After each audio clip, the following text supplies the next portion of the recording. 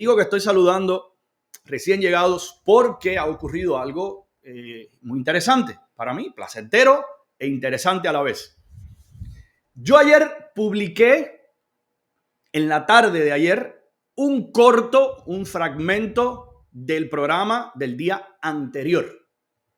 No suelo hacerlo porque hay veces que las noticias pierden ya actualidad, pero en este caso sí lo hice porque no había perdido actualidad, no había perdido vigencia. Hay temas que son más atemporales que otros, obviamente, y este era uno de ellos.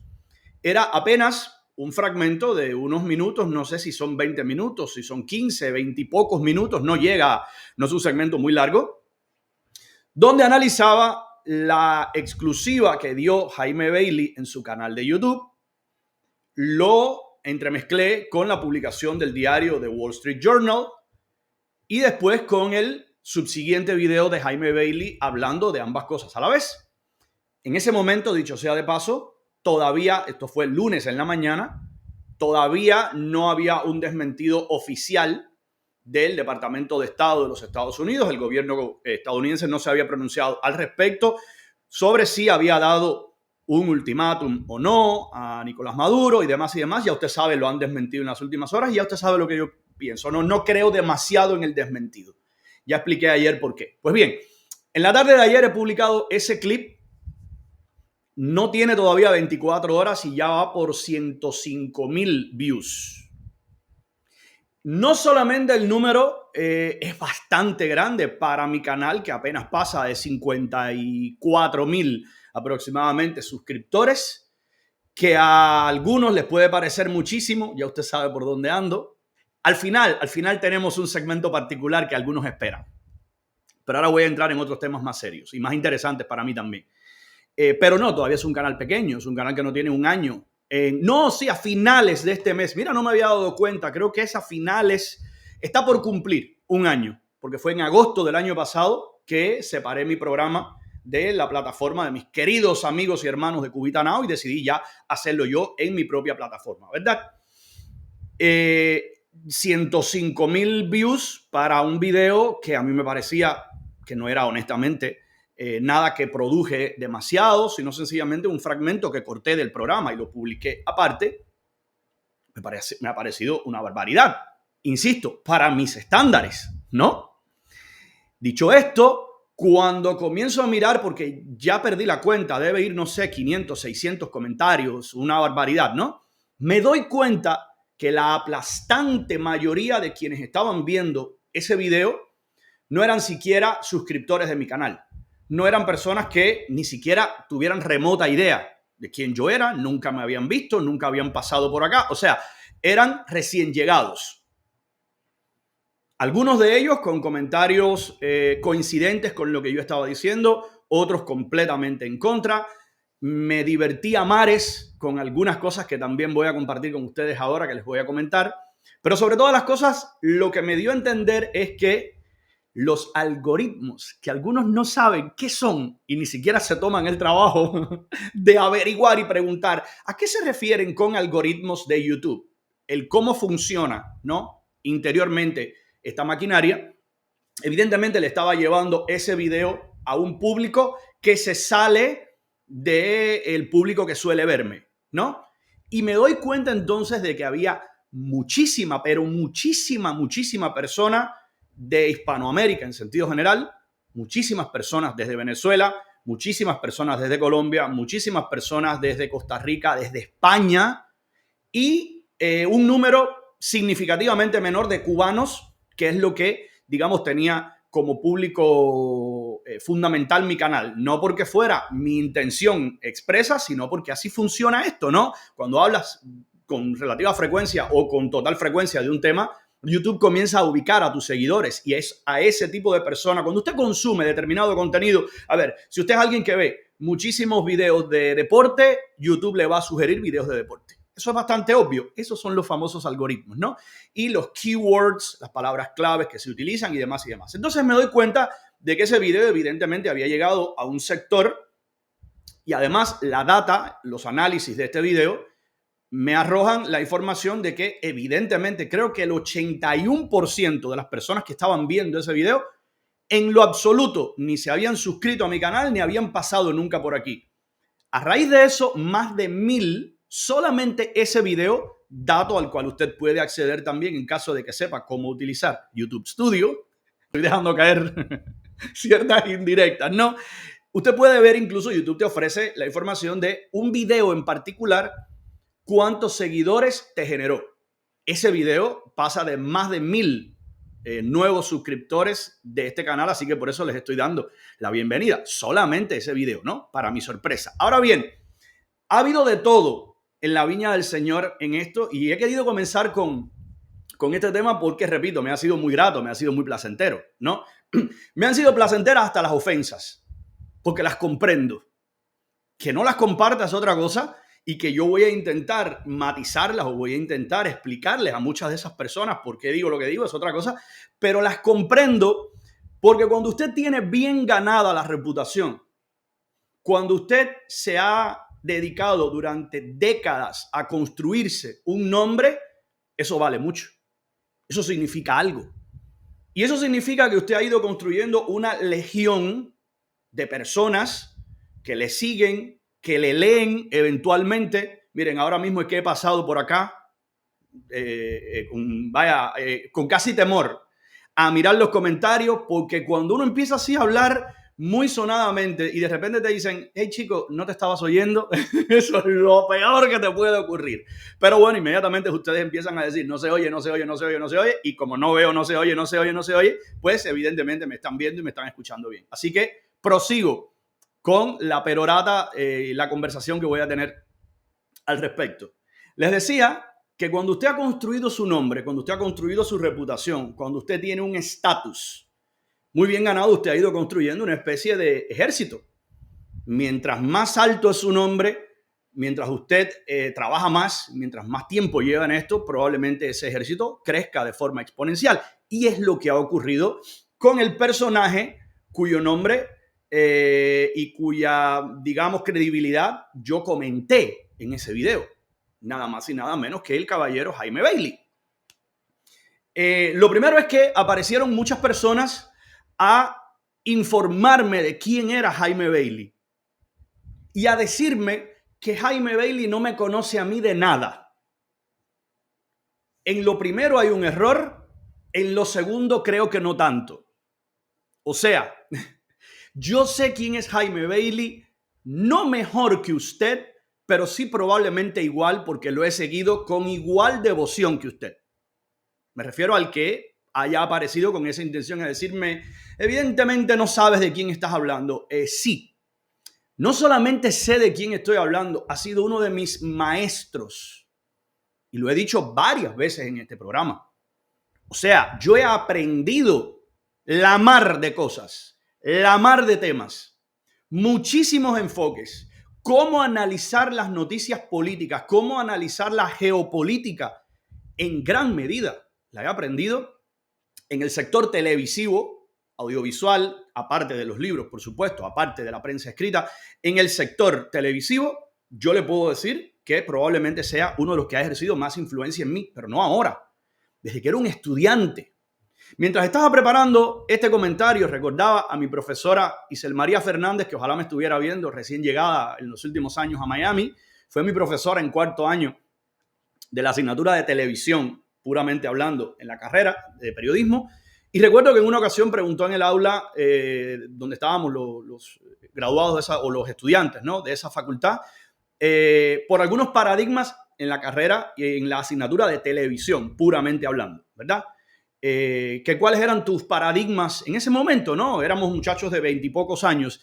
Y ella hace muy poco me recordaba que yo le había dicho algo en plena aula que a ella le hizo parar las alertas. Siempre fue una mujer bastante contestataria, una profesora muy, muy, muy contestataria, porque yo le dije que del panorama cubano yo admiraba mucho la forma de conducir y de presentar de Camilo Egaña. Camilo ya se había ido de Cuba, ya era un desertor, ya era un enemigo de la revolución. Entonces, que yo citara a Camilo Egaña le llamó la atención y dije que del panorama hispanoamericano en la televisión yo sentía una profunda admiración por Jaime Bailey, que no hace falta decir que es un enemigo declarado de la dictadura cubana y de prácticamente toda dictadura, ¿no?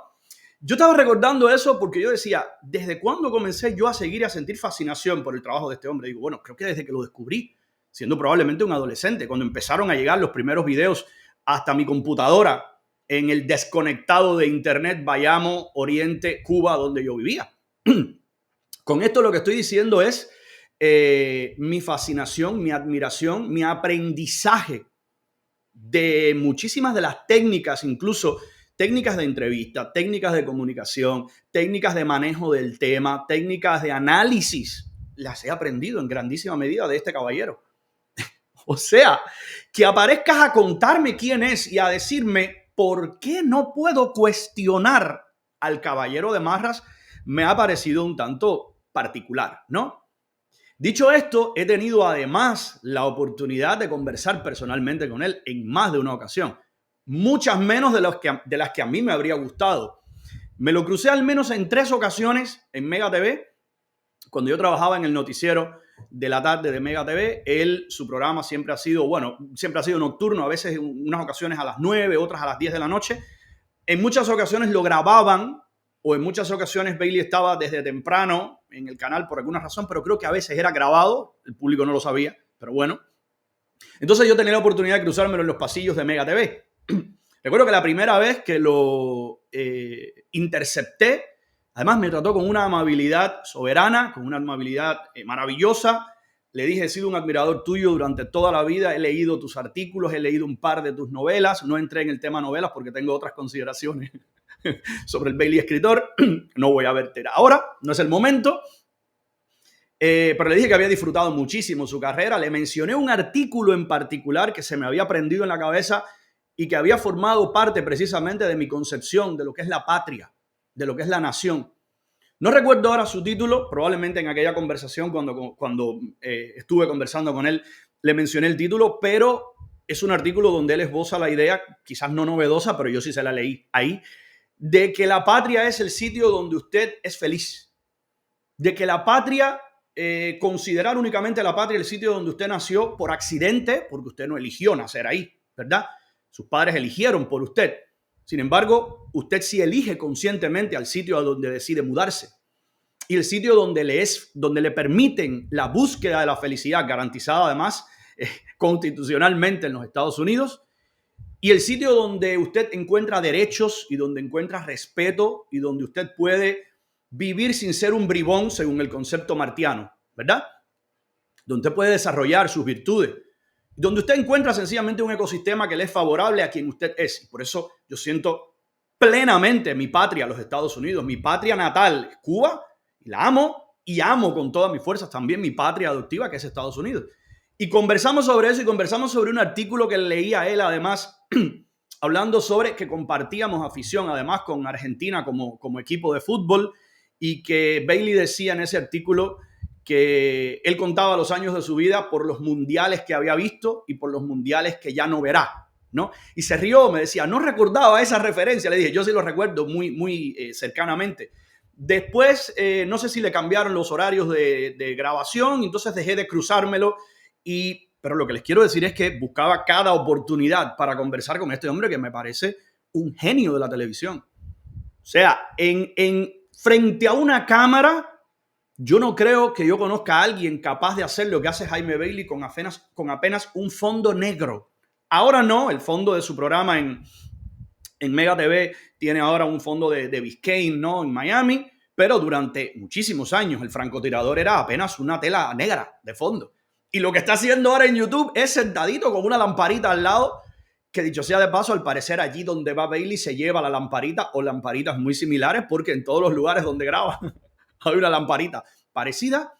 Y punto final. O sea, no le hace falta nada más que sencillamente su verbo desaliñado, con un corte de cabello que es como Dios pintó a Perico, con unas cejas que a veces son lo más despeinado del mundo, con unas gorritas que me río de ellas y digo, es un personaje único, capaz, como yo decía en ese mismo comentario, de hechizarte con una cadencia, con un tempo que no lo tiene nadie más. Y que si otra persona intenta hablar tan despacio como él, con las pausas de él, va a dormir a la audiencia. Y él más bien los mantiene en vilo. Dicho esto, Yo no tengo dioses, como creo que tampoco los tiene él, estoy seguro. Y aún a las personas a las que usted más admira, usted se puede permitir incluso la insolencia, desde el punto de vista de algunos, de cuestionarlas y de decir, esto no me parece acertado. Y sobre todas las cosas, yo creo que la labor de los comunicadores, de los periodistas, de los investigadores, como usted les quiera llamar, en diferentes áreas, está sencillamente husmear. Y cuando hay un tema de tanta actualidad y de tanta importancia que no le pertenece ni a Jaime Bailey, ni a nadie, le pertenece sencillamente al planeta y sobre todo a los venezolanos, ¿no? Yo creo que todos tenemos, en primer lugar, el derecho y hasta cierto punto, si usted es un periodista, la obligación de abordar el tema y desde diferentes perspectivas. Algunos me dijeron, entre esos comentarios, estás queriendo imitar a Bailey. Yo creo que no podríamos ser más diferentes, ¿no? O sea, yo no veo, salvo los temas que son los temas que son. O sea, ahora tú por querer diferenciarte, digamos, plásticamente de alguien, ¿qué vas a? Me voy a poner ahora a analizar los viñedos, los cultivos y los viñedos en California. ¿Y dónde está la noticia? Ahí, ¿no? ¿Qué importancia puede tener ahora mismo? Salvo que haya un fuego salvaje que los queme todos, ¿no? Que no es el caso. Pero además diferencia en muchas cosas. Yo, o sea, tengo una forma de hablar, tengo una forma de incluso de burlarme, de tener exabruptos que Bailey no. Bailey los tiene muy bien controlados. Sus exabruptos los manifiesta de otras formas, ¿no? Y hemos sido testigos en algunos casos. Hay una entrevista célebre al caballero Poleo que yo todavía la recuerdo, paradigmática. Probablemente la ponga un día de esto porque es muy divertida. Porque termina el caballero insultando a Bailey y era precisamente sobre el tema venezolano. No voy a entrar ahí en detalles, ¿no? En primer lugar, la imitación también es una forma de admiración, así que si inconscientemente lo hago, o sea, yo no lo veo, pero no oculto mi admiración.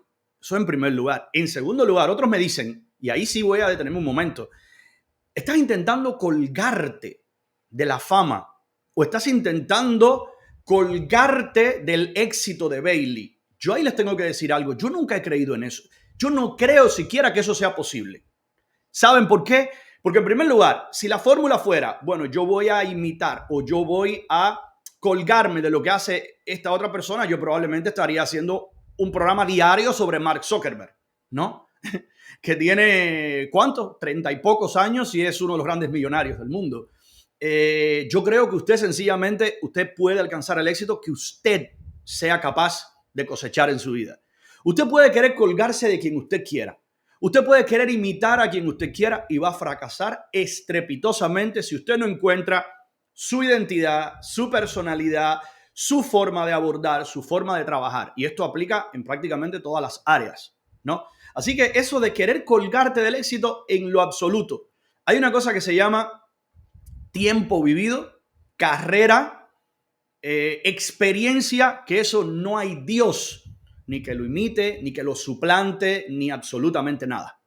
Y repito, toda esta conversación con la que he querido iniciar el programa de hoy, que además la estoy disfrutando muchísimo, es en gran medida aspirando para que muchos de esos que me estén viendo ahora sepan que no necesitan defender a Jaime Bailey ante mis ojos, que el hecho de que yo haya salido a decir, y vuelvo a repetir, que tengo tantas ganas de que sea cierto lo que dijo del ultimátum a Maduro de que tenía que irse antes del 5 de noviembre por parte de Estados Unidos. Tengo tantas ganas como tengo tantas dudas de que sea cierto, lo repito, eso no es una forma de demeritar, eso no es una forma de negar quién es el personaje, sobre todo cuando estás admitiendo el personaje ha sido uno de tus maestros, has aprendido, has bebido de ahí.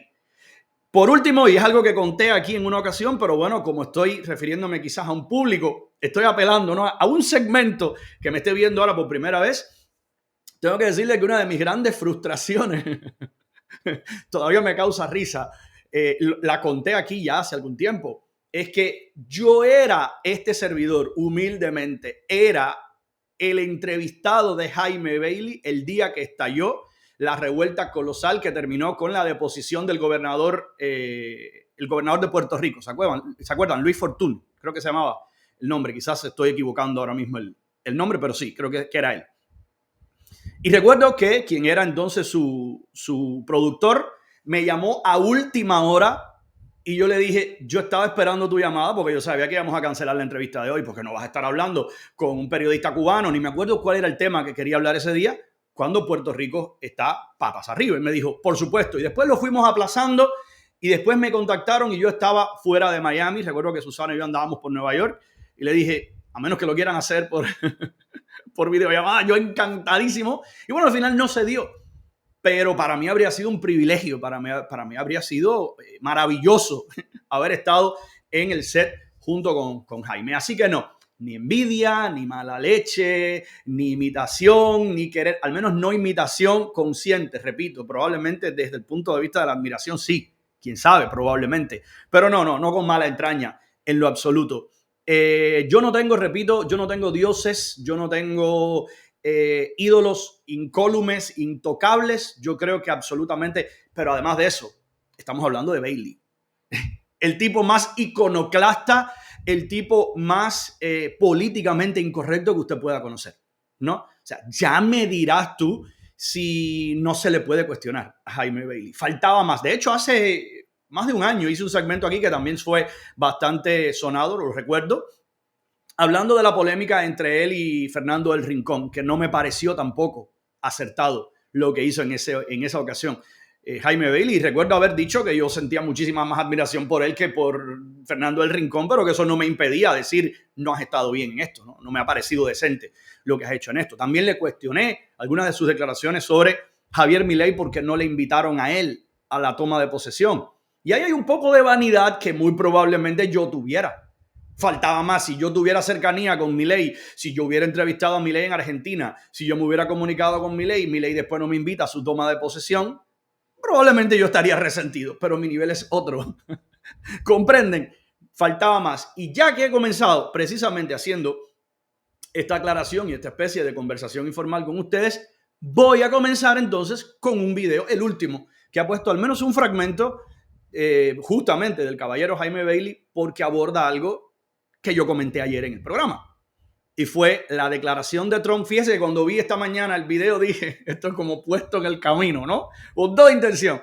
La declaración de Trump, la especie de broma, la especie de chiste o la especie de, como usted le quiera llamar, ignorancia, estupidez, sarcasmo, dicen algunos, de insinuar que, bueno, sería mejor mudarse a Venezuela en caso de que él no ganara las elecciones. Vamos a ponerles apenas un fragmento, les decía, no va a ser demasiado extenso, pero un fragmento de lo que piensa Jaime Bailey al respecto. Che, qué ciudad maravillosa. Pues ahora resulta que Donald Trump está pensando mudarse a Venezuela el próximo año. Así se lo ha dicho anoche en una larga conversación al hombre más rico del mundo, Elon Musk. Esa conversación fue emitida por la red social X, antes Twitter, que compró por muchos billones de dólares Elon Musk. Trump le ha dicho que si él pierde las elecciones en noviembre, entonces el próximo año 2025 se mudaría a Venezuela. ¿Por qué? ¿Cuál sería la razón? Si yo pierdo las elecciones, el próximo año Estados Unidos va a ser un país más peligroso que Venezuela. En Estados Unidos el crimen va a ser una pesadilla, un infierno. En Estados Unidos con Kamala Harris vamos a estar peor que en Venezuela. Por eso ha dicho Trump, si yo pierdo, me voy el próximo año a Venezuela, porque ahí estaré mucho más seguro. ¿Estaría en efecto más seguro Trump en la Venezuela de Maduro y Cabello? Sí, hipótesis negada. ¿Maduro y Cabello siguen usurpando el poder el próximo año allá en Venezuela? No, claro que no. Aun si Kamala ganara en octubre, que es improbable porque el favorito es Trump, y aun si Kamala hiciera un gobierno mediocre o discreto como el de Biden, Estados Unidos sería el paraíso, Disneylandia, comparado con la Venezuela chavista, ¿no? Pero Trump, frivoliza un poco el tema, ¿no? Y además lo adereza con una acusación que no se puede probar ni a favor ni en contra, ni confirmarla o corroborarla, ni desmentirla o refutarla. ¿Cuál es la afirmación de Trump? Él dice que Maduro deliberadamente ha vaciado las cárceles venezolanas y ha enviado a los Estados Unidos a ladrones, a violadores, a narcotraficantes, a los peores y más peligrosos criminales venezolanos. Yo recuerdo que cuando yo dije eso ayer, que era una afirmación sin sustento, según es tan usual en Donald Trump, muchos aparecieron a ponerme como argumento que reafirma la veracidad de ese supuesto, el hecho de que cuando el Mariel, Fidel Castro, en efecto había no vaciado las cárceles, pero sí sacado a muchísimos criminales. Nunca vació las cárceles cubanas han estado siempre bien llenas y bien nutridas, ¿verdad? Bien servidas. Pero había sacado muchísimos criminales y los había mandado con toda intención, ¿verdad? Y eso es probatorio. O sea, eso significa decir que como en el pasado han existido, qué sé yo, matanzas, el carnicero de Srebrenica, ¿verdad? Milosevic, como han ocurrido crímenes, qué sé yo, Ruanda, hemos hablado aquí de Hutus y Tutsis y demás, pues sencillamente ahora mismo en Venezuela hay campos de concentración. Y tú dices, bárbaro, yo quiero denunciarlo, dame la prueba, dame el video, dame el documento y lo vamos a denunciar con toda la fuerza del mundo. Y tú dices, no, pero tú lo dudas, ha ocurrido aquí, allá y acullá. Y tú dices, no, pero con eso no alcanza. Yo puedo denunciar categóricamente porque hay evidencia de torturas en el helicoide, de represión, de sangre, de muerte, de detenciones por motivos políticos. De eso tenemos pruebas. Del campo de concentración nazi, ¿verdad? Tenemos pruebas, además, a pesar de que hay algunos que incluso a estas alturas salgan a desmentir que eso pasó. Alucinante, ¿verdad? Tenemos pruebas, tenemos fotos, tenemos videos, hemos estado allí físicamente, ¿verdad? Pero si usted no tiene evidencia de que algo esté ocurriendo, porque haya ocurrido en el pasado, no es una prueba. Cuando Donald Trump dijo directamente, Venezuela está vaciando sus cárceles y nos están mandando a sus criminales, ¿dónde está esa evidencia? Porque a mí me encantaría reportarla. Estoy convencido de que a Jaime Bailey también y a medio mundo también, pero ¿dónde está la evidencia?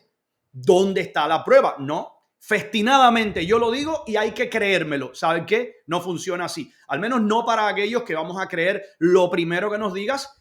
Señores, muchos de ustedes podrán decir lo que quieran, pero saben que cuando se comunican conmigo para darme una denuncia, para darme un dato que me dicen, sería buenísimo que hablaras de esto en tu programa, es una historia muy buena, les digo, ok, ¿y qué sustenta eso? No, mira, fulano de tal, es muy frecuente esto que les voy a decir. Fulano de tal, un represor acabado de llegar aquí, bla, bla, bla, y te cuentan toda la historia y tú dices, ok, ¿dónde están las pruebas de la represión? No, a mí me contó un vecino. No, con eso no me alcanza, porque yo no voy a salir aquí a difamar a una persona si yo no tengo evidencia. Yo no voy a poner la foto que tú me estás mandando de la persona, el nombre de la persona, la identidad de la persona, solo porque tú me digas era un represor. No, yo necesito al menos la evidencia de a quién reprimió. Yo necesito que quien fue reprimido, y yo creo que si usted fue reprimido por alguien, usted va a tener coraje de denunciarlo, ¿verdad? Quien fue reprimido me diga, sí, no, me lo hizo a mí. Y mira, esto soy yo, esta es mi cara, este es mi nombre, esta es mi identidad, no con un alias. Porque si no, todo lo demás no es periodismo, todo lo demás sencillamente es bagatela. Es pura desinformación, es puro amarillismo. Al menos yo opero de esa forma. Y yo les decía con respecto a esto, ¿dónde está la evidencia? Es el ejemplo que acabamos de poner ahora mismo. Tenemos evidencias, por ejemplo, de que hay campos de concentración en Norcorea. ¿Cómo hemos obtenido esa evidencia? Precisamente por personas que han pasado por ahí, que han escapado. Algunos han dado cuadrantes exactos, se han tomado fotos con drones. Hay evidencia no abundante, porque Corea del Norte es una de las naciones más cerradas del planeta, pero hay evidencia, podemos decirlo. Pero si usted me dice, hay ahora mismo campos de concentración, mira, en Cuba, para no hablar solo de Venezuela, hay campos de concentración en Cuba. Hay UMAP 2.0, ahora mismo en Cuba, yo te voy a decir, dame acá la evidencia que voy a romper mañana con eso y voy a hacer un pedazo de programa y vamos a denunciar esto en los 5 confines del planeta. Tú me dices, no, a mí me lo contó fulano, con eso no me alcanza. Por más que me gustaría dar la exclusiva, al menos a mí con eso no me alcanza. Me pasa exactamente con este tema. ¿Dónde está la evidencia de que Maduro ha vaciado las cárceles y ha mandado a esas personas para Estados Unidos? Bueno, solamente en el cerebro de Donald Trump. ¿Es eso verdad? Yo creo que no. Trump afirma que sí. Trump asegura que las cárceles venezolanas están vacías y que la criminalidad en Venezuela ha bajado más o menos 72%. Y que en cambio en Estados Unidos, precisamente porque han entrado tantos delincuentes venezolanos, la criminalidad ha subido exponencialmente. Pero esto no lo puede probar Trump. Yo no sé si Maduro ha vaciado las cárceles y ha arrojado a sus peores delincuentes a Estados Unidos. Tiendo a creer que no. Y tiendo a creer que los peores delincuentes en Venezuela no están en las cárceles, sino están en el gobierno, en el poder, en las Fuerzas Armadas, allí, en el aparato mismo del Estado. De manera que no podemos tomar en serio a Trump, y desde luego él es el favorito y lo más probable es que gane, pero si pierde no se va a mudar, claro, a Venezuela, ¿no? Está jugando con nosotros. No solo no se va a mudar él, no se ha mudado nadie. Ninguno.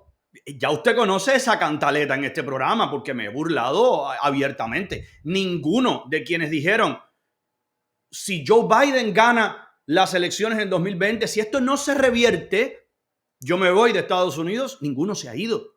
Ninguno se ha ido de Facebook, ninguno se ha ido de redes sociales.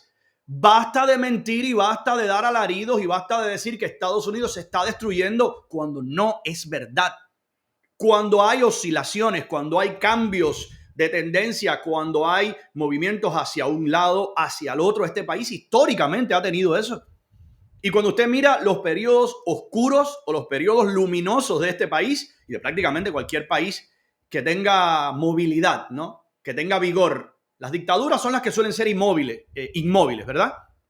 Las que suelen tener un estatismo absoluto. Las democracias, los estados de derecho suelen ser bastante vigorosos, suelen moverse, suelen alternar el poder y alternar las perspectivas. Y usted puede cambiar eso en apenas 4 años, que es un periodo súper breve. Cada 4 años usted puede cambiar eso. Si usted hace activismo y si usted sale a votar y si usted se moviliza como ciudadano. Pero basta de mentir, no solamente él no se va a ir, nadie se va a ir. Al contrario, cada día más personas quieren venir para acá. Pero no debería jugar, digo yo, con el tema venezolano. Me parece que no debería tomarlo así tan a la ligera y sugerir que el próximo año, si Kamala es la presidenta, Estados Unidos va a ser un país más peligroso que Venezuela, porque eso no es verdad. Ni el próximo año, ni en 3 años, ni en 6, ni en 10, ¿verdad? No solo porque no va a ser, sino porque estás trivializando lo que sí están viviendo los venezolanos. Porque estás trivializando el horror que implica irte a dormir sin saber si por la madrugada el SEBIN te va a derribar la puerta, te van a llevar al helicoide o a cualquier otra de estas mazmorras tenebrosas del chavismo o madurismo, y eso no ocurre en los Estados Unidos. Y cuando usted habla festinadamente y cuando usted pone ejemplos que no tienen ningún tipo de sustento, que no tienen ningún tipo de base, que no tienen ningún tipo de anclaje, sencillamente usted está rebajando y usted está ofendiendo a quien sí está viviendo eso.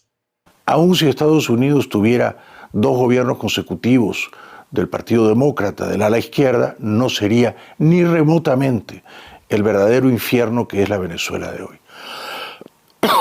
De manera que es solo un chascarrillo, una humorada, una postura retórica de Trump, ¿no?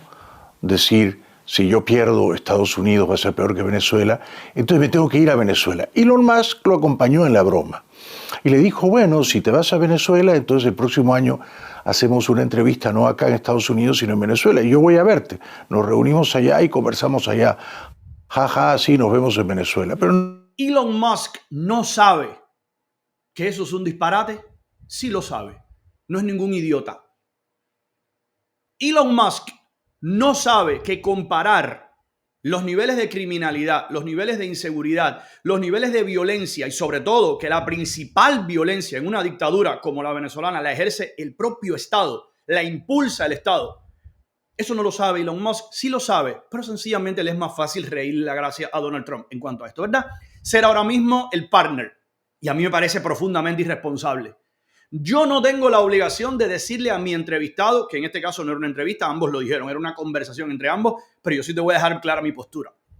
Yo puede que incluso no te interrumpa para decirte lo que tienes para decir, pero cuando tú termines yo te voy a decir, yo no comparto esa visión, o sea, yo no creo que bajo ningún concepto sea más recomendable, ni en broma siquiera, irse a Venezuela que en los Estados Unidos. Pero bueno, por ahí van las cosas ahora mismo con X y con el hombre más poderoso económicamente hablando del planeta, ¿no? No se van a ver en Venezuela. Ni Trump se va a mudar, gane o pierda en noviembre, ni Elon Musk le va a hacer ninguna entrevista en Venezuela, ¿verdad? Así las cosas, me parece que también el gobierno de Brasil, de Lula y de su preclaro. Aquí comenta algo que lo dejé con toda intención a pesar de que se sale de esto, porque también quiero hacer una precisión al respecto y me ha parecido bien interesante. Escuchen. Asesor Celso Amorim, ex canciller, estarían a punto de cometer un error, porque Celso Amorim ha salido a decirle a Lula que después de estudiar muy minuciosamente la crisis venezolana, la mejor salida en este momento sería repetir las elecciones. A mí me parece que eso sería un paso en falso. Maduro necesita precisamente que le den tiempo, que le den aire, ¿no? Y repetir las elecciones sería condescender a Maduro, dignificar moralmente a Maduro, en cierto modo aceptar el fraude de Maduro y darle otra oportunidad para que prepare un fraude más profesional, más chapucero. Al margen de esto, a mí me parece, lo que yo creo, es que sería además injustificado y que cualquier democracia de izquierda, de centro, de derecha, de la facción que sea, que justifique que hay que repetir las elecciones, lo que está diciendo en la práctica es: vamos a darle un segundo chance al tramposo de ver si ahora hace la trampa mejor. ¿Por qué? Porque no hay justificación. Porque no es que ocurrió ahora mismo un proceso, tan reñido, ¿verdad? No es que la evidencia arroja que hay prácticamente un empate técnico y que hay una diferencia de 50 votos entre uno y otro, ¿verdad? Tantos millones para uno, tantos millones para otro, y hay 50, hay 43 votos. Y la cosa está, aún así, esos 53 votos deberían ser suficientes, ¿verdad? Matemáticamente hablando, usted sabe que no es lo mismo 5.000 que 5.043. Usted sabe cuál es más, eso nos lo enseñaron desde que estábamos chiquititos, ¿verdad? Pero bueno, hay dudas sobre esto y demás, y tú dices, bueno, que quizás haya que repetir las elecciones para salir de dudas. Pero la evidencia apunta hacia ahí. No, la evidencia apunta hacia una goleada. No es un equipo que está reclamando que un gol, que un penalti mal cobrado desequilibró la balanza que estaba completamente equilibrada. No, es que es un equipo que estaba ganando 7-0 a otro y tú dices que hay que repetir el partido. ¿Cuál es la justificación? Como no sea darle la oportunidad al que quiera hacer trampa de en efecto hacer la trampa mejor. Así que no, aquí soy todavía incluso un poco más riguroso de lo que ha sido Bailey con respecto a que sería un error. No, para mí no sería un error hacer eso. Y el hecho de que Brasil y el hecho de que probablemente México y de que probablemente también Petro en Colombia quieran impulsar la opción de repetir, no me parece que sea para encontrar una solución justa. Me parece que es la solución para encontrar o para decirle a Maduro: ahora vas a tener la oportunidad de hacer trampas, procura hacerla un poco mejor, ¿no? Así que estoy completamente en contra de esto.